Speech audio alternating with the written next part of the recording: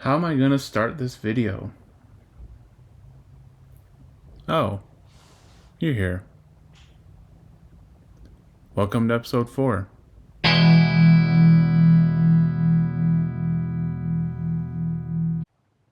everybody, my name's Andrew and you're watching Cross-Eyed. On this channel I'm hoping to share my experience exploring faith and what that means to me from the point of view of somebody who's not experienced it before. If you're new to the channel, I've lived a pretty secular life, not really believing much, and that has changed over the last, year or so, a little over a year now, and I just felt like sharing. I feel like sharing anyway. If people are getting entertainment from this, excellent. If there's anybody else out there in the world maybe going through what I'm going through, kind of gaining faith later in life, that's okay. But if this acts as a guide for you, awesome. More power to you.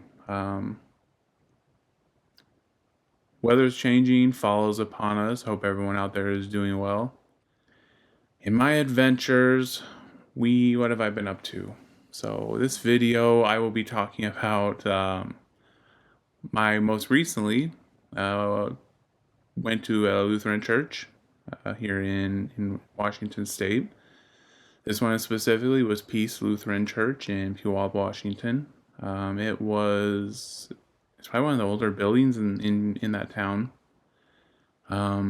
I'm sure there's videos on YouTube or out there about Ezra Meeker. He was one of the founders of Puyallup. I believe he was the first mayor. He built that church in the late 1800s. Probably have a good pull up on my phone, but I don't want to be that unprofessional. I'm gonna look. We're gonna look. Let's get specific. It was built in 1892. There you go.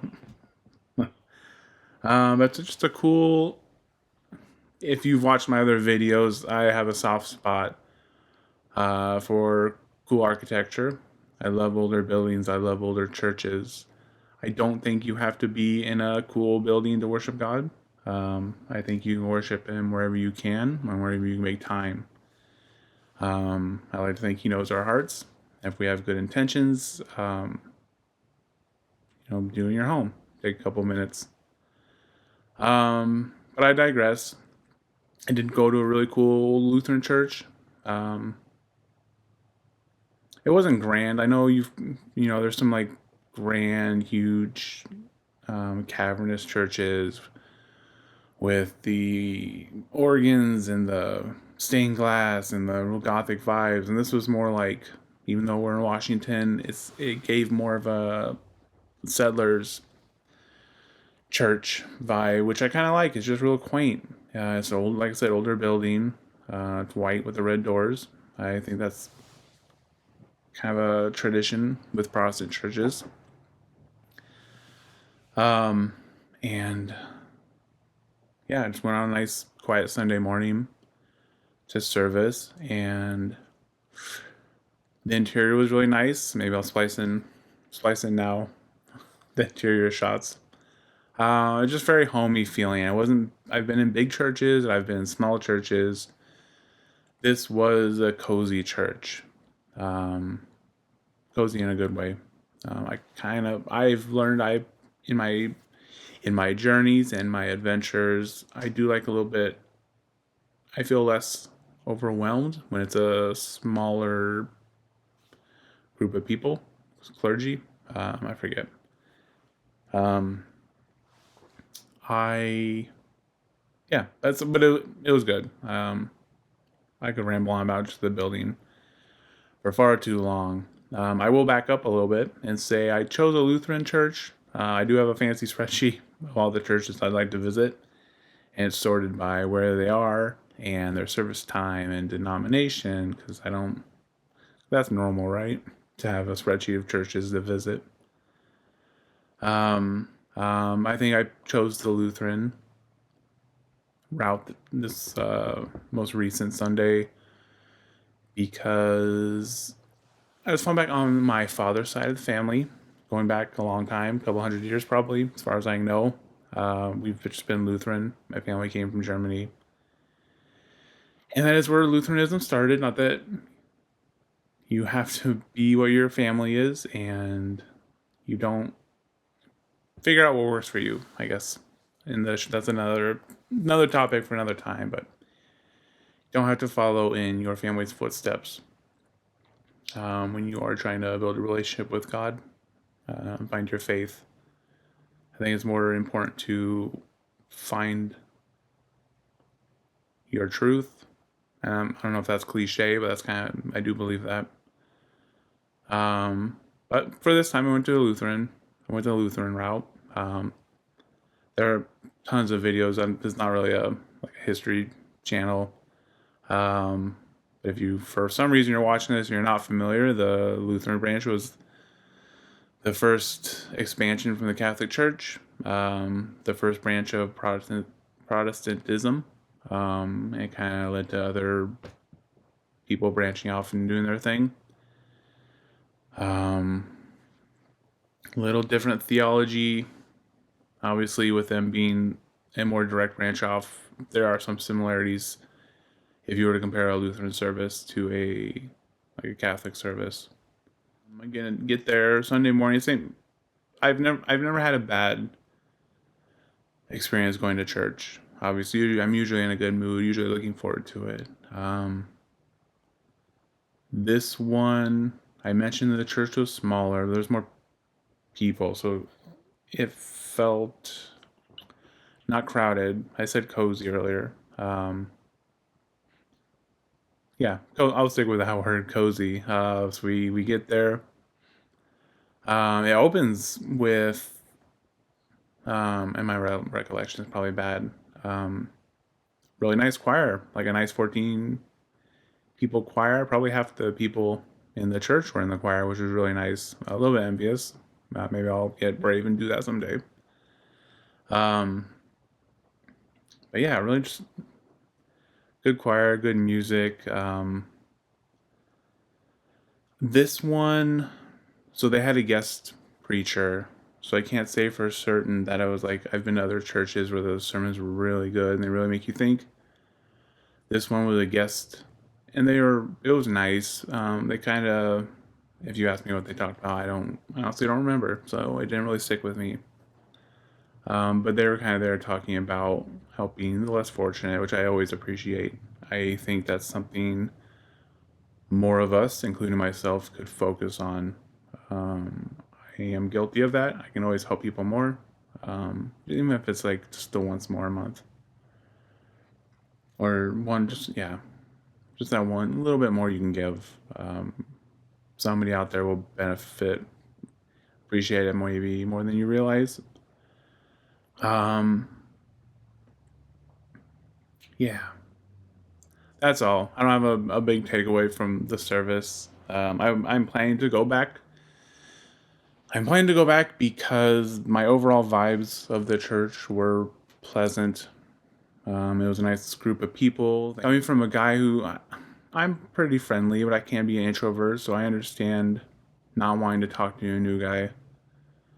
But I've been to churches where nobody says anything and no hard feelings. I'm pretty empathetic, but when people go out of their way to say hello to an obvious new person, makes me feel good. Makes me feel like it's nice to have a receptive group of people. Yeah, it makes the idea of joining that community a little more appealing. But the biggest one was, what are Lutheran priests called? Preacher? Pastor Nate, what I called him.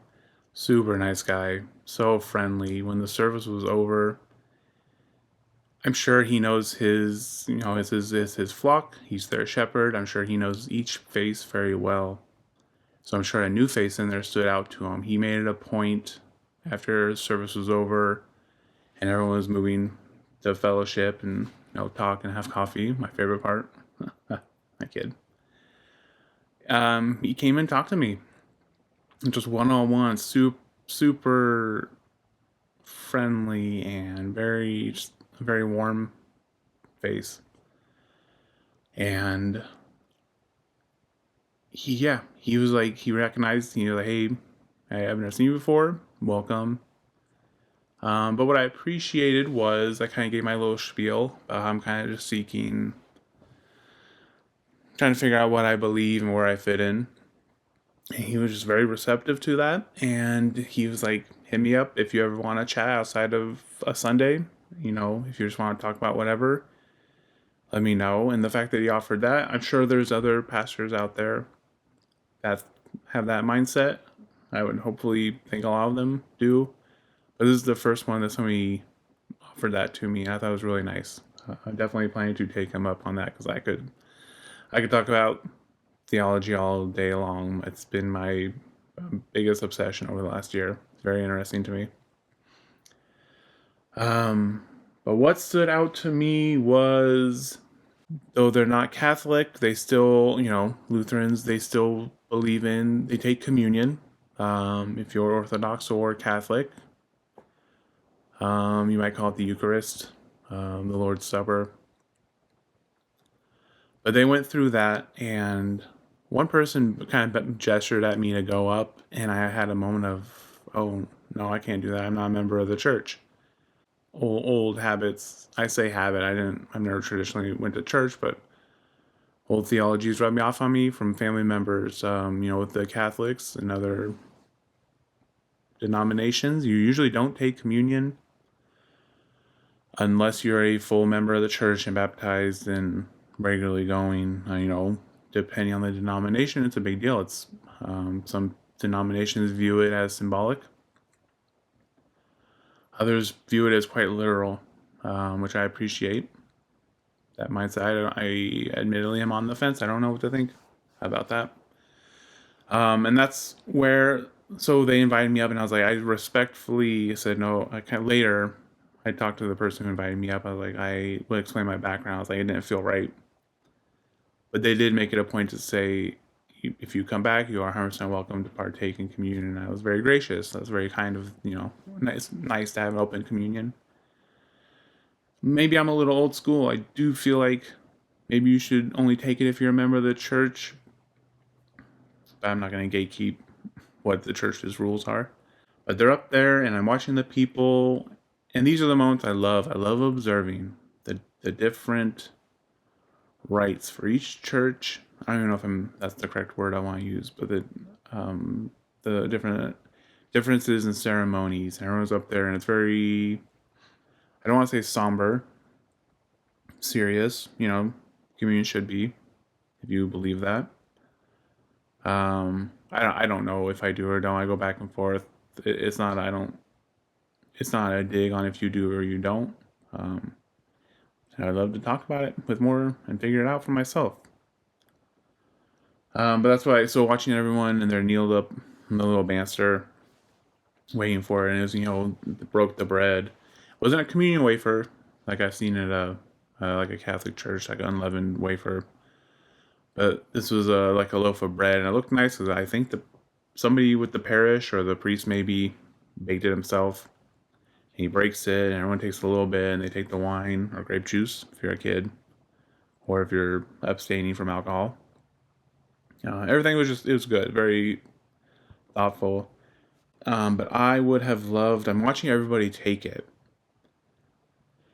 and I would love to ask those people, like, what's going through your mind when you are taking this communion, when you're taking this bread and this wine in your mouth.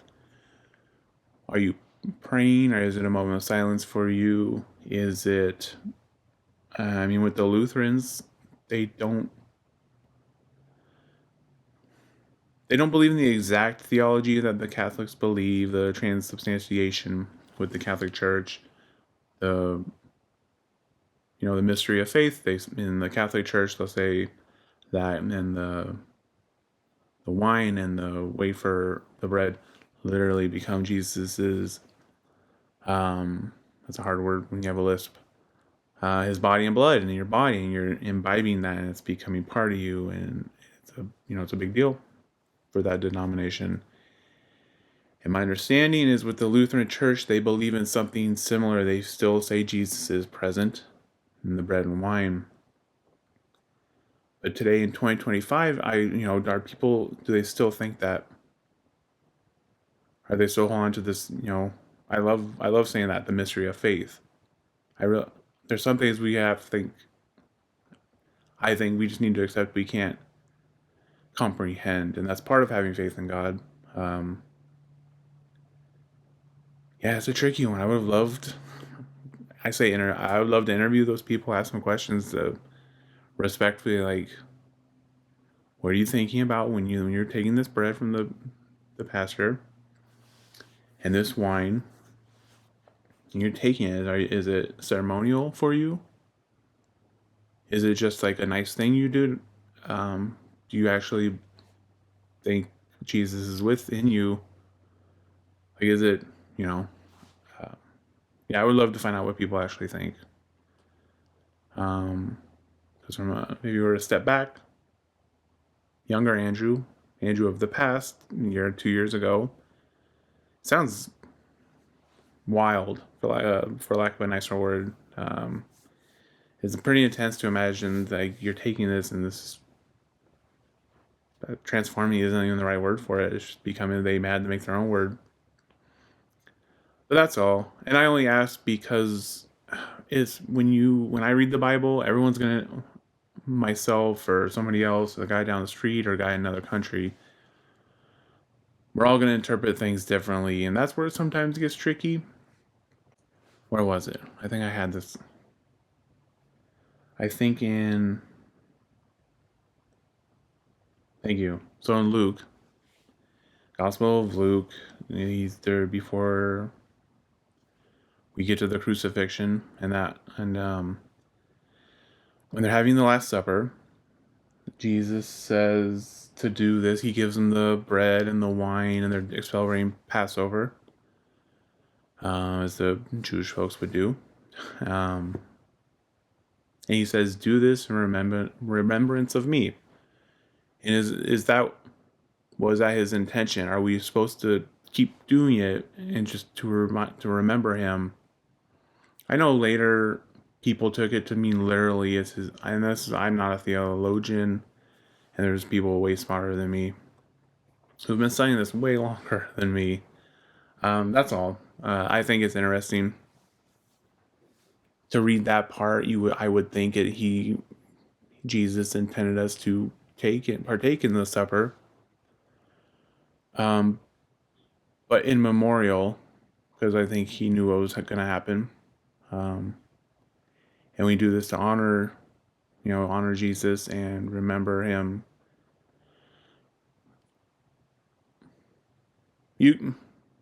I accept all judgment. I am unclear on what I think. I guess right now I still think communion is. I do think it's something you should do, and I don't think it should be substituted with watered down with, crackers and grape juice. I do think we should be having,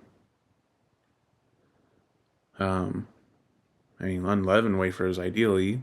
Kind of get back to his Jewish roots, but bread and wine and like he said. But also that's me. That's me. That's my silly opinion, and maybe God doesn't care one way or another. But that's where I stand. I'm curious to know other people's thoughts on communion. Maybe I'll get more friendly and find out sometime with the Lutheran folks. But right now, I think it's a ceremonial thing to do in memory of Jesus. But I'm happy to find out I'm wrong someday. I will keep reading that old Bible, and just tend to, like I said, keep on this journey to figure out what I think for myself. And I hope the rest of you are doing that too. Once again, this video is getting long. I can talk forever about silly things and not make sense. So hopefully I'm making sense. Something new for this video. I'm going to leave you folks with a little passage that stood out to me. I'm going to read from John, chapter 7, starting at verse 6, because this was a line that stood out to me. And it goes, "Then Jesus said to them, 'My time has not yet come, but your time is always ready. The world cannot hate you, but it hates me, because I testify of it that its works are evil. You go up to this feast. I am not yet going up to this feast, for my time has not yet fully come.' When he had said these things to them, he remained in Galilee." And that just stood out to me when I read it, because when he said, "The world cannot hate you, but it hates me, because I testify of it that its works are evil," that stood out to me because even with, especially in today's day and age, and again, no judgment. I am a sinner still, but previously, I think it's people want to write it off because maybe Jesus's teachings make them feel bad, or they makes them realize they're not being the best they can be, and so they're like, "Oh, and that's I don't." And maybe you don't hate Jesus, but maybe you don't believe it because various reasons. But that line, "The world already hates me," because he's pointing out their flaws. And it's not pointing out your flaws out of to make fun of you or make you feel bad. God is trying to make you be the person that he knows you can be. And sometimes that takes a little bit of tough love. Yeah. So I to me, that's a positive passage to realize even now, maybe more so 2025, that line still is relevant. But yeah, read the Bible. Read the Gospels if you've never read the Bible. Just read anything, but yeah, just read it. See what you feel. Maybe it'll make your life a little bit brighter. That's all, folks. To quote Porky Pig. Thank you for watching. I hope you have a great day and even better tomorrow.